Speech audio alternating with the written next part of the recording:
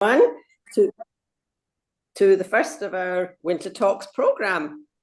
I'm delighted also to welcome Dr. Alan Walker, our first speaker. Alan qualified as a biologist at the universities of London and Nairobi, and he earned his living doing research with veterinarians on parasitic diseases of sheep and cattle. It was a post at Edinburgh Veterinary School which brought him with his family to Edinburgh in 1977. Fast forward, and retirement allowed Alan to combine his enthusiasm for hill walking with that of mountain botany. And many of us will be familiar with his website material on mountain flowers. So, Alan, how do they survive in such challenging and harsh conditions? Over to you. Good evening. Hopefully you've got the full screen up. Have you? Is that correct?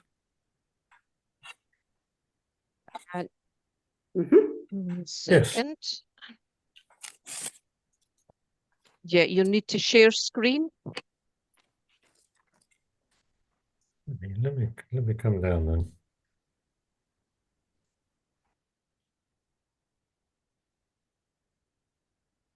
It's a while since I've done this. Could you down at the bottom, there should be, there's a green arrow with share underneath it. If you click that.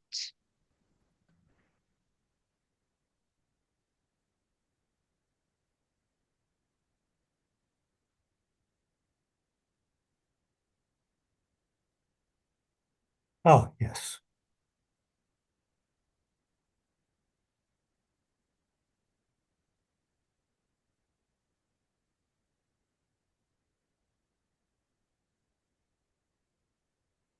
Let me get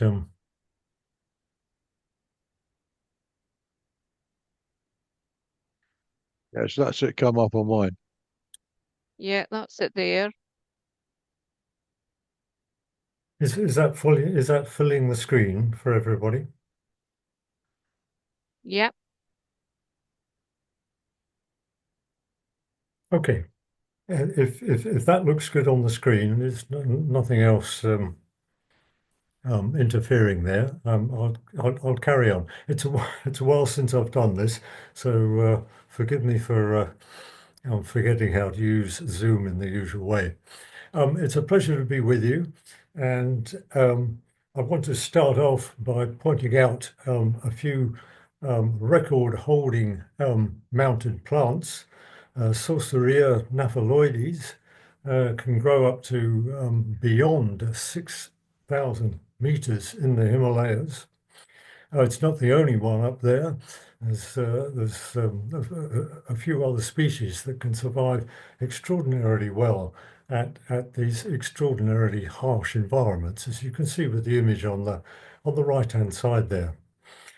The plants that you might be familiar with as alpine sawwort are named after Horace Benedict de Saussure, a Swiss meteorologist and botanist.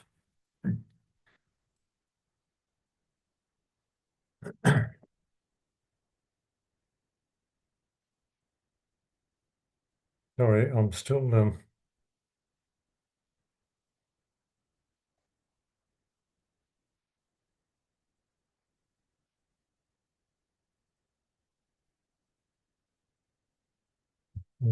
struggling with the image here.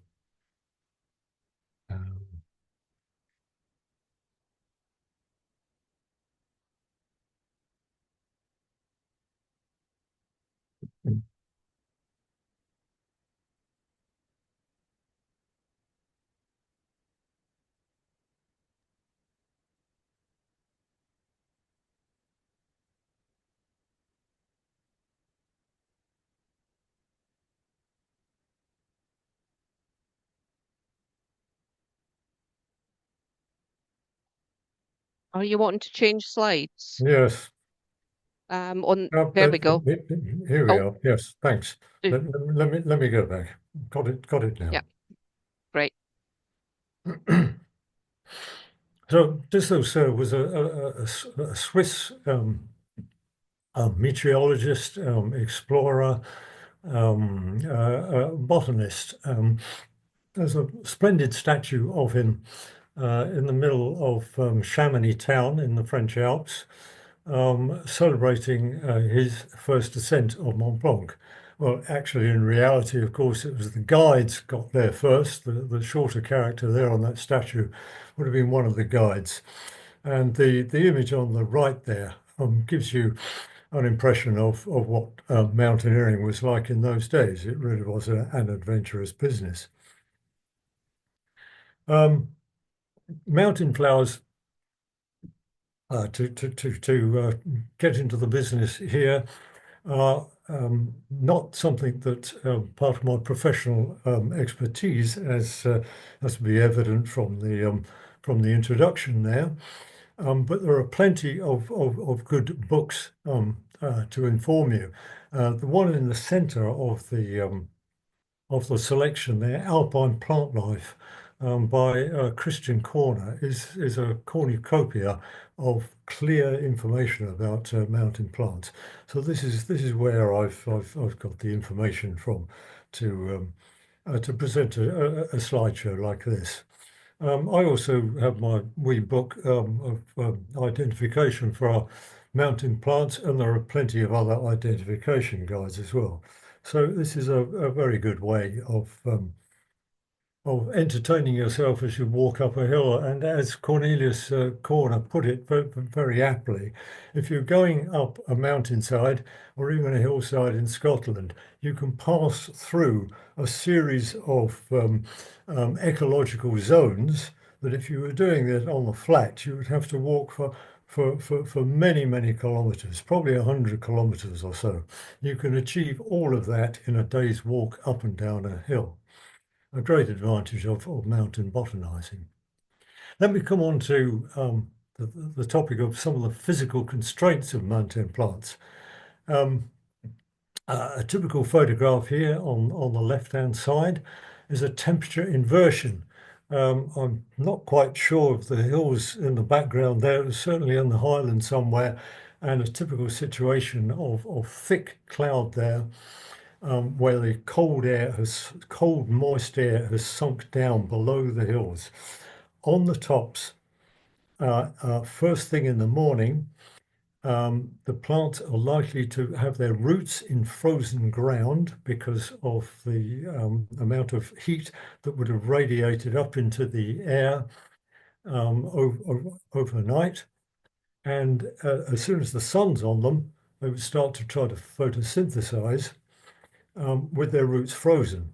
This can lead to serious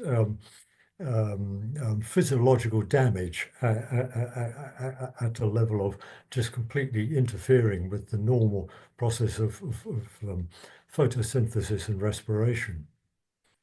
The photograph at the bottom right there, I'll come on to that particular scenario later on in the talk, but it shows Mount Kenya, which is right on the equator. So it's either blazing directly overhead sunshine or dark for 12 hours a day, being on the tropics. The temperature variation there can be really severe, -5 to +25 every day is a typical thing. A rather technical looking diagram here with a sort of textbook plant here. At the left of the image there, I've shown the effect of blasting winds with ice particles on them. They can actually abrade the waxy layer that there is around leaves. The wind itself is likely to knock plants over, and I'll come on to that aspect later on. I've already mentioned the problem of excessive heat or cold. And let me point out the problem with the air gases, carbon dioxide and oxygen. The further up the mountain they are, and certainly the ones in the Himalayas, they will be short of oxygen, as a mountaineer would, and carbon dioxide, this notorious gas that we're all so worried about these days. For plants, it is a scarce resource. Plants basically can't get enough carbon dioxide, even at ground level, at sea level rather. The further up the mountain they go, the less carbon dioxide that they will have. So they're likely to be growing fairly slowly.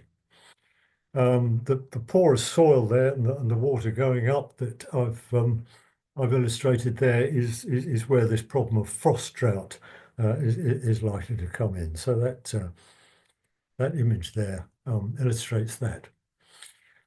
Physical constraints on life at the tree line are fairly obvious, and I'm sure some of you will be familiar with these images. At the top left, that's looking down on Loch Ewan, just up from Glenmore Lodge, in the Cairngorms there, and you can see the very distinct transition between fully grown Scots pines and birches, and very suddenly they fade out in size and then in numbers. The top right shows Craig Fearclack, also on the eastern edge of the Cairngorms. There's my rucksack and a walking stick up against a Scots pine that was about chest height on me, but it was reproductively mature. And another situation that occurs simply because of the wind is this flagged form that you can see at the bottom there. That was photographed just above the Larry Grew. So these are all effects that are simply due to the physical battering that these plants will get at that high altitude. I've put at the bottom the two technical terms for these types of wood. There's Krummholz, which is the German, basically means dwarf wood, or in North America they call them elfin woods, which I always think is a more attractive name for these things. There are advantages on life high on mountains, I should point out as well. You're away from herbivores, particularly deer and sheep. It might not show up all that clearly on your screens, but the image at the top there has approximately 200 red deer on it, and the entire herd there that I counted on one botanizing day was approximately 400. That's in Cairnrock and Glen, up near Glen Shee. So getting higher up the mountain is an advantage away from herbivores. That's obviously a fairly extreme example. You're also away from the gloom of forests if you're a mountain plant, and particularly if you're above the tree line. There are certainly plenty of mountain plants that are adept at hanging onto cliffs, as you can see there, and also the nature of the rock on the cliffs is important. The particularly attractive combination of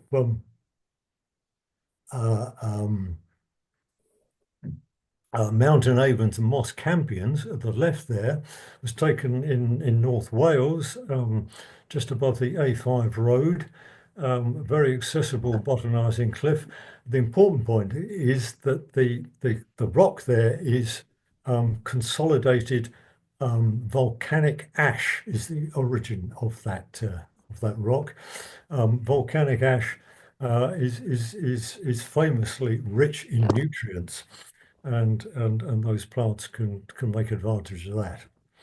At the right hand photograph shows the sort of soils that you could expect to find if you're botanizing up on Mount Samacan or on Ben Lawers. Is one of the best examples. It's mica schist, which is a basic rock, basic soils being normally advantageous to most of these mountain plants. And the rock there is so friable you can crumble it in your hands. Another advantage that is more easy to see in the Alps, because you're more likely to come across a snowfield in summer. But the photograph at the left there showing a good crop of marsh marigold. All the small yellow dots were marsh marigolds in there in a swampy area, a typical place. The photograph, surprisingly enough, taken in the northern corries of the Cairngorms, was taken on Midsummer's Day. And I'm sure just a few weeks before that, that patch of marsh marigold would have been covered in snow. In the middle there's the classic alpine example, a well-named snowbell, Soldanella. And on the right is Glacier Crowfoot, which can be found up to 4,000 meters in the Alps, a very specifically mountain-adapted plant. There are genetic adaptations to living on the mountains as well. Another photograph of the Glacier Crowfoot. I should emphasize that quite a lot of these photographs have been scrounged from Wikipedia and Wikimedia, I should say. I haven't been able to acknowledge all the authors. It just takes up too much small text on the photographs. But this is a classic example of an adaptation to living in bright sun as well as high altitude. The bowl shape of these daisy plants is highly reflective, and the kind of alpine botanists who study these things put temperature probes within the corolla there, and can record an increase in the temperature around the nectaries of the plants. And as you can see, there are 3 or 4 pollinators have been attracted to that adaptation. As a non-genetic adaptation, as variable growth form, I'm sure many of you would be familiar with this. Goldenrod there, photographed at 500 meters in North Wales, and goldenrod at 950 meters in the Scottish Highlands. And I'll come back to emphasize that point about dwarf forms of plants, or plants that are always small and low growing on mountain tops. Another obvious adaptation is moss cambium, and sometimes you can get it the size of a football. Similarly with sifal, which is a bit more difficult to find, but it does the same thing. And there has been quite a lot of speculation as to whether the advantage to the plant is gathering of nutrients and moisture within the big cushion there. But again, botanists putting probes, temperature probes, so it's basically a thermometer on a long metal rod, proves that the warmth that is generated within the cushions is a significant advantage to the plants. a rather complicated image here, just to illustrate some other specific adaptations to mountain life, exemplified by the crowberry. That's a female plant there in the background of the image with a ripening fruit there in the center. But the point of interest is the leaves. That these odd sausage-shaped leaves, if you look at them closely, you'll see a suture line along them. It's one of the identification features of crowberry. And it's because the leaves are rolled up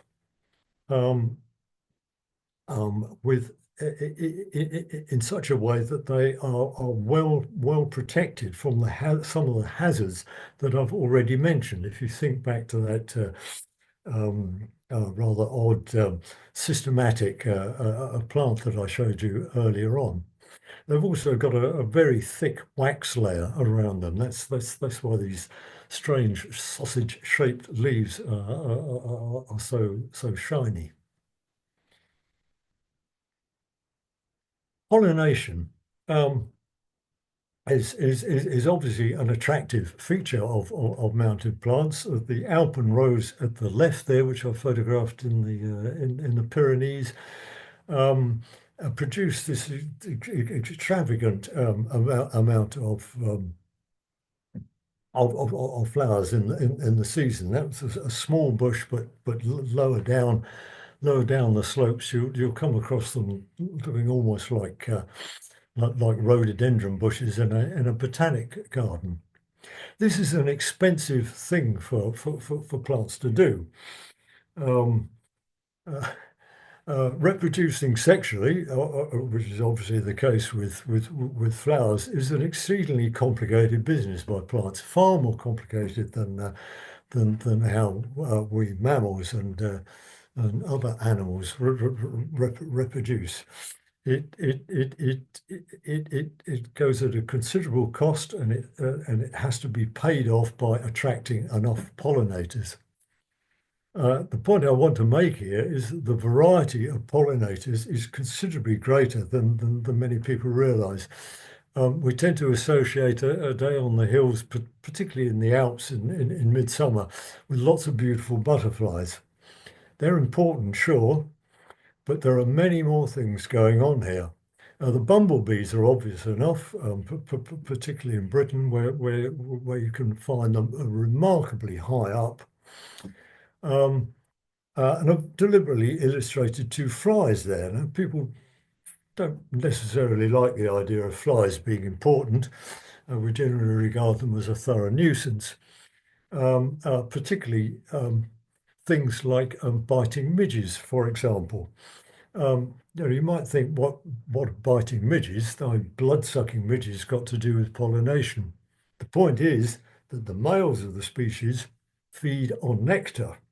When you think of the numbers of biting midges, particularly where we live, high up on the hills, and you think that all of those midges, male midges, are seeking nectar to feed on, the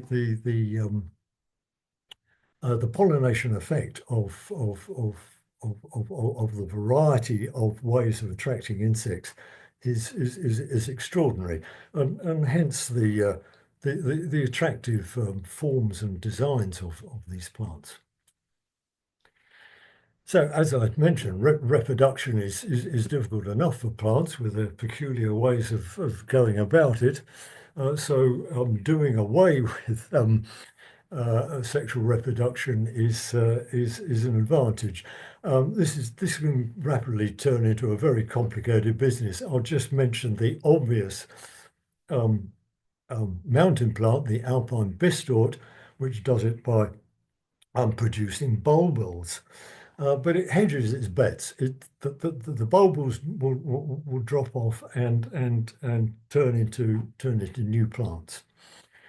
Without the advantages of of sexual reproduction, but nevertheless, it's new plants which themselves can produce flowers, which are obviously themselves in that part of the plants engaging in sexual reproduction. Another slightly offbeat example here is a cloudberry as it occurs in Britain. It's pretty much at the edge of its range in Britain, cloudberry, but it a very successful plant for further north in Scandinavia.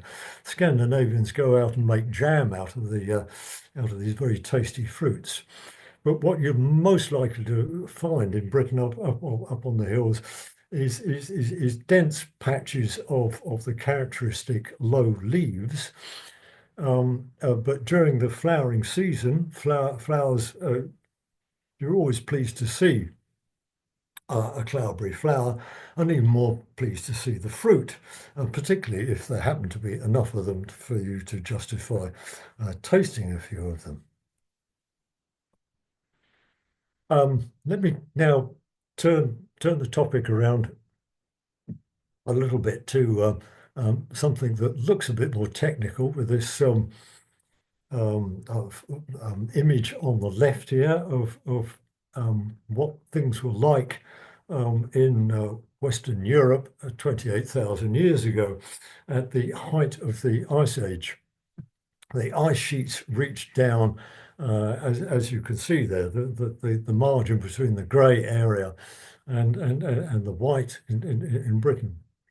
But what was going on at that very bleak time was a very large amount of tundra further down, and by the time you're into Spain and northern Italy, there was just ordinary vegetation of a fairly limited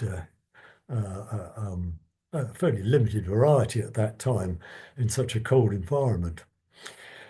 Tundra is illustrated on the image at the right there, a typical photograph of what it looks like in Norway, is a really important element to the origin of mountain plants and their characteristics. And the same phenomenon can be seen in these circumpolar distributions of two of our most attractive species of mountain plants. It's mountain avens, dryas. There's a whole geological era named after the specific name for mountain avens. The map there shows where they're distributed all around the pole, and happiest and densest numbers in these tundra-like environments. The image at the bottom shows on the left purple saxifrage in a tundra environment. On the right, purple saxifrage as photographed. That was either in North Wales, which I have used to botanise in a lot, or in Scotland. But it has a similar circumpolar distribution. Classic mountain and tundra plants, but thinking of them as tundra primarily is the best way to understanding what they're actually doing. The three photographs I've got here just reinforce the point I'm trying to make. The image at the top is what I think it's taken in Greenland or somewhere similar. It's completely bare soil there with what looks like a retreating ice field on the left there, and also a mountain in the background. Both of those areas there will turn into tundra. And I've repeated the photograph again of this polar tundra in northern Norway at the bottom left-hand side. But at the top right-hand side, that photograph of a tundra-like environment, you can justifiably call it alpine or montane tundra, was photographed on Morusk, which is one of those Monroe Mountains in Glencairn, easily accessible, fine place to go botanizing. Let me show you what you can find if you get down on your hands and knees. Well, I won't go through the list there, but it was the entire top of that mountain on a midsummer's day was like that, a real feast of mountain plants there. It did include Sibbaldea, which is not actually labelled in the in the image there, but there was certainly Sibbaldea close by. It also points out that the definition of a mountain plant can be a bit tricky. It's best not to get too fussy about this. Thrift thrives best down at the sea level. It thrives well enough up on mountains, and it's probably the connection there is that it's the plant adapted to bare rocky ground. And if it finds itself as a seed on the top of a mountain in Glencairn, it will grow well enough. I want to begin to draw the talk to a close with coming back to these strange plants on the isolated mountains in the tropics. This applies equally well to the mountains, the volcanic mountains that you find in East Africa, and also a very similar situation that you can find on mountains in the Andes, where you get a very good example of convergent evolution. I'm talking about a type of senecio plant called Dendrosenecio. That's the genus name. A similar genus is Espeletia, plants in the Americas, and they look remarkably similar. Remarkably similar because they are adapted to do the same thing. Given a bit of historical detail here, the origin of this mountain flora in East Africa has been a puzzle to botanists for a long time, because there are 4 mountain ranges in East Africa that have got these plants on them, and each of those mountains have got their own completely endemic species of these groundsels. They don't occur anywhere else. The image at the bottom shows the growth of a volcano over a period of about 5 million years, starting off from savanna vegetation, with the image at the top there you can see, and gradually the plants that find themselves on this developing mountain find themselves being pushed further and further upslope to a significant degree. These mountains go up to 5,000 meters, and they have adapted to these particular types of senecio. More photographs later, but just let me remind you of the basic geography of here. We're comparing Kilimanjaro with Mount Kenya, with Mount Elgon, and the Ruwenzori Mountains over on the border between Uganda and the Congo. And the key to these endemic species turns out to be a climatic related thing. The 2 images here illustrate the extraordinary variation in the climate on these mountains. The Ruwenzoris are the wettest, and in case you're wondering what the yellow arrow is pointing there, you might be able to make out a figure in red. That was my companion. He wasn't lost, and I wasn't lost either. We were following a path, believe it or not, led by a professional guide and a couple of porters from Uganda. And the Senesio's there just take on this gigantic form. They are real tree form of plants. In contrast, complete contrast, Kilimanjaro, showing my companion there, and no problem with walking easily through this vegetation, which again has got a large number of Senesios and related plants, but all of them much smaller. And to just emphasize the climatic difference here, the Ruwenzori's are still substantially glaciated. They probably don't look quite as snowy as that these days. That photograph was taken by me quite a long time ago. But it makes the point compared with Kilimanjaro, where there are remains of glaciers on it, but it's a very much drier environment. So what you end up with is three endemic species of Dendrosenesios. The actual names of them there are Dendrosenesio adnivalis in the Ruwenzori's, photographed at the it's the tall ones with the spike of bright green leaves, really tall trees, as illustrated in that jungle-like photograph just formerly.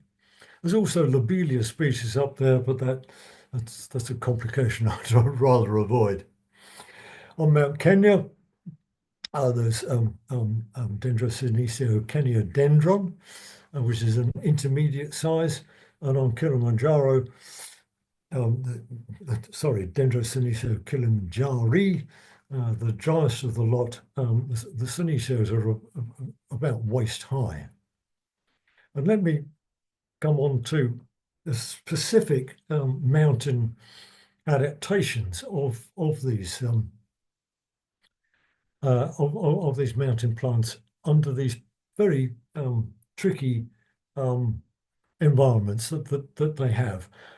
Tremendous amount of sunshine, even in the rainy season. There is ample sunlight there, but as I said, a shortage of oxygen and these tremendous temperature variations.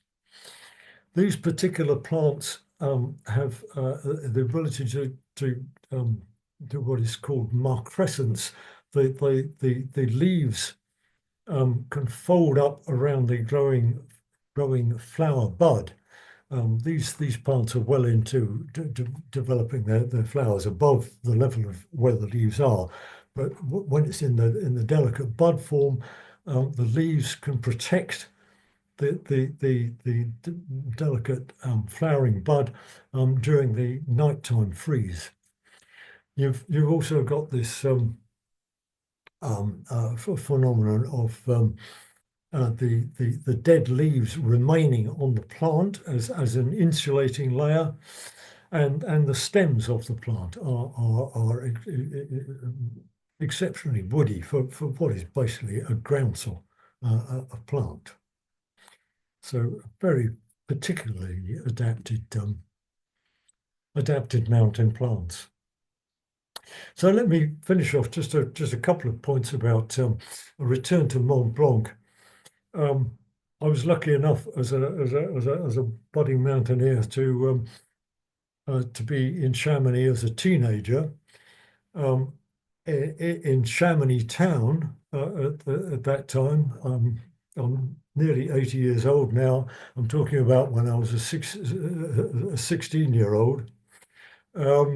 You were able to see the snout of the Bossons Glacier, this huge glacier that comes down from Mont Blanc, which is obviously the highest peak there that you can see in the middle there. What it looks like now, taken on a sideways photograph by some keen botanically minded photographer, is the same glacier. You can't see the top of Mont Blanc, but you can certainly see the snout of the glacier there. And in the foreground, there is another glacier that is retreated further up to the left there. But what is happening in this particular situation, it's a bit difficult to make out, but the arrow pointing to the bottom red arrow pointing to that moraine area there is pointing out lots of small conifer trees.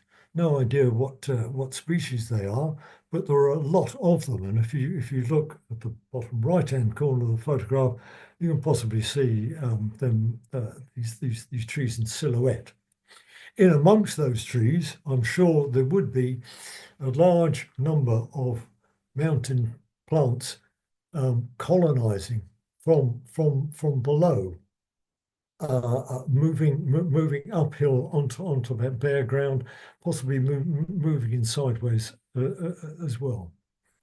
So it might sound a bit depressing that this whole story about the retreat of the glaciers, which is obviously being speeded up by climate warming, but for botanists interested in what's going on in these mountains, there is a very active research field going on now of what is happening in these areas. And the same thing is also being studied actively just near to us. There's a photograph of Ben Lawes there with at about 100 meters is where on the 100 meters altitude up Ben Lawes, I'm meaning, you come across these rocky areas where the plants are still surviving happily after centuries of depredations by the use of that area formerly as sheep grazings. A couple of typical specimens that you can find up there. There's plenty more of these lovely alpine specialists, alpine gentian, alpine forget-me-not. This area currently is being very intensively investigated for what is happening to these alpine plants on this particular mountain by our people working for the Scottish National Trust, Sarah Watts and Dan Watson, I could name in particular, and many other expert assistants up on the hill there. So it is a continuing area of interest and active research that's going on in Britain, as is happening in the Alps. And it might sound a bit worrying, a bit depressing to think that these plants are going to be struggling, but nevertheless, it's a good opportunity for some scientific botanizing. Otherwise, just a wonderful place to go on a sunny day, completely avoiding the tourist path up there. And if you're adventurous enough, just make a way across the ground to the right of the centre of that photograph. The last time I came across an alpine saxifrage, for example, was on that rather rugged a ridge that you can see at the top of the hill there. A lovely sight.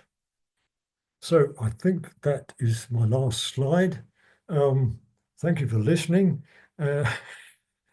As is the usual phrase, and if you want any more, my website's already been referred to, www.Alan R. Walker. Please put in the R because there's lots of us Alan Walkers around. Thank you for your attention.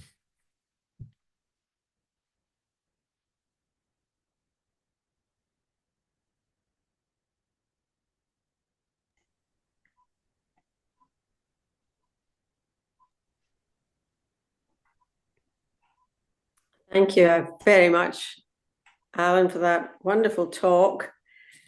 And can I open the field to questions from anyone?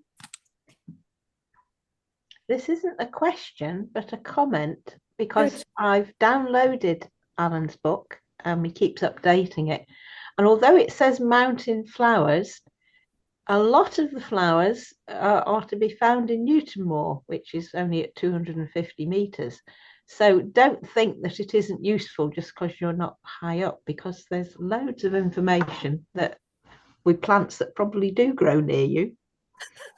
So I'd recommend it. Thank you very much, Sue. Yes, I decided when I took on the production of that book not to be too fussy about what is a mountain flower.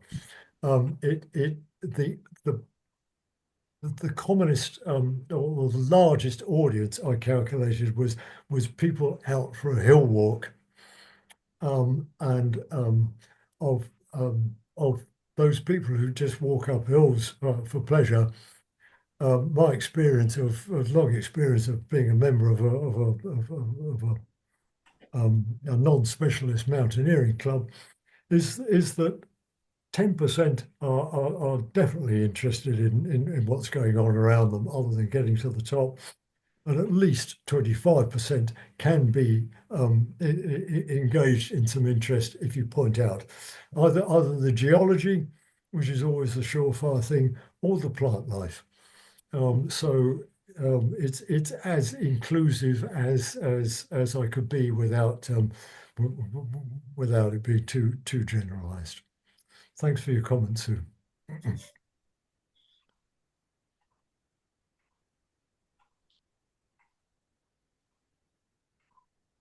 Any other questions?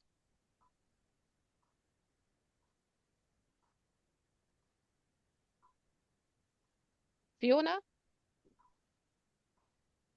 Yes, I was wondering if in Britain, where wind seems to be a very, very important factor in this sort of vegetation, I'm thinking of the mountain avens on the north coast at sea level, for example, whether this might have some sort of masking effect on the dire predictions of climate change, because we've got such windy areas and they're not particularly cold even now, and even if they got a bit warmer, there might still be mountain plants there.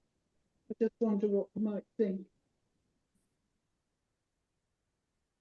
I'm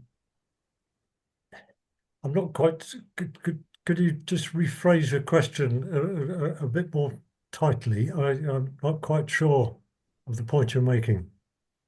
Well, you've been talking about climate change. Yes. And the effect this might have on mountain plants in the Alps and in Yes. Africa. And I wondered if the effect might be slightly less here, because one of the reasons that we get some Arctic alpine plants in Britain comparatively low down, even for example on the north coast, is because of the wind. So perhaps if wind is a very important factor in producing this vegetation in the UK, it might mask the climate change a little bit. Just a Well, thought. one way of answering that question is that living in Britain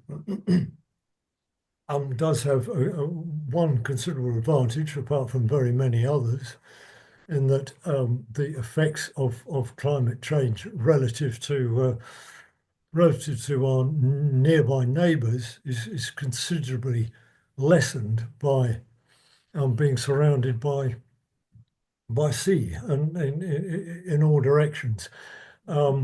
We actually, climatically, Britain is situated in four a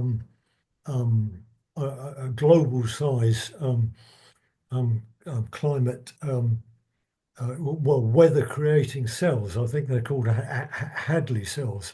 We have this extremely varied climate, and it's generally cool and wet.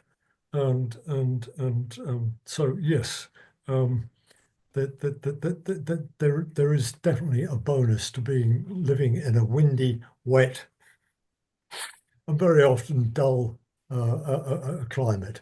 The plants manage perfectly well. The plants have got enough sunlight on them during the summer, and they manage well enough with winters that are not desperately severe as they would be if you were further inland in Germany or Finland, say. Thank you. That's great. Thank you very much. I was wondering, Alan, if you had any theories on why Diapensia grows only on one mountain in the whole of the UK.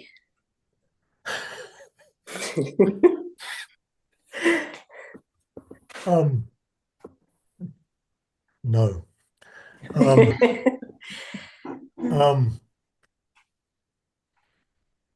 Do you buy the theory about Norwegians coming over and tramping up there and leaving it on their boots, from their boots?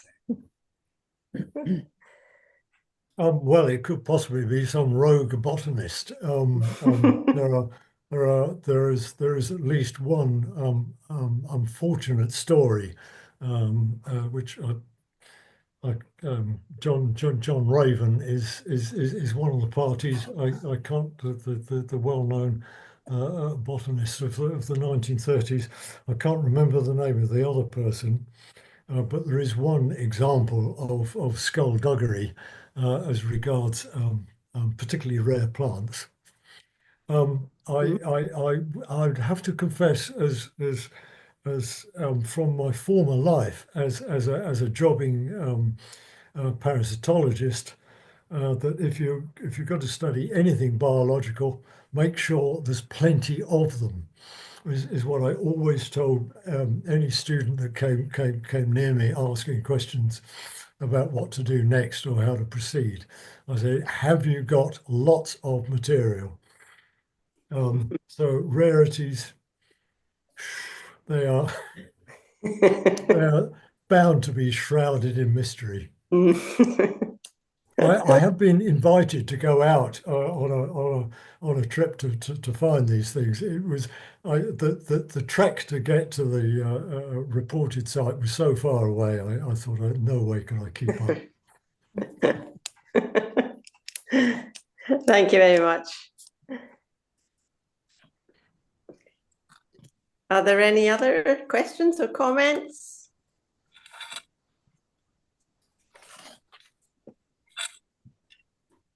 Well, on behalf of everyone, I would like to thank you, Alan, for that splendid talk and the wonderful photography. Whoever took them, the images throughout were excellent.